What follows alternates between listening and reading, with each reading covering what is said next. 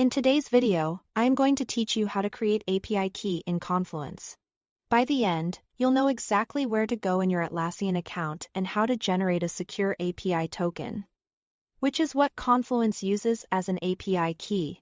This token lets trusted tools or scripts authenticate to Atlassian without exposing your actual password.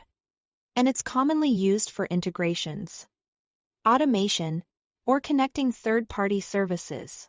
First, open your browser and sign in to your Atlassian account at id.atlassian.com. Use the same account that has access to your Confluence site.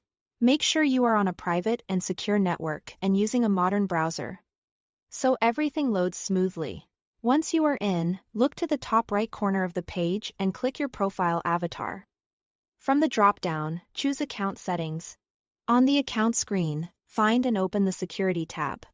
This is where Atlassian keeps all the tools related to protecting your account, and it's also where API tokens are managed. Inside the Security section, select Create and Manage API Tokens. This opens the token management page where you can create new tokens or review existing ones. For your protection, Atlassian may ask you to verify your identity.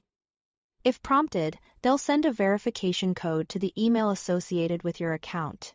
Keep this tab open, check your inbox, then paste the code back into the verification field to continue. If the email doesn't appear right away, give it a moment and check your spam or promotions folder. With verification complete, click Create API Token.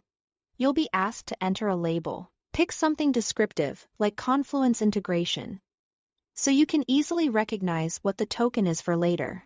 Clear names help keep your workspace organized, especially if you create multiple tokens over time. When you are ready, click Create. Your new token will be shown on screen. Copy it immediately. This is important. Once you close this window, the token value will not be displayed again. Paste it into a secure location such as a password manager or a secrets vault that your team uses. Treat the token like a password, don't share it publicly. Don't paste it into screenshots and don't commit it to code repositories. If you ever misplace it, simply return to this page and create a new one. That's it. Thanks for watching.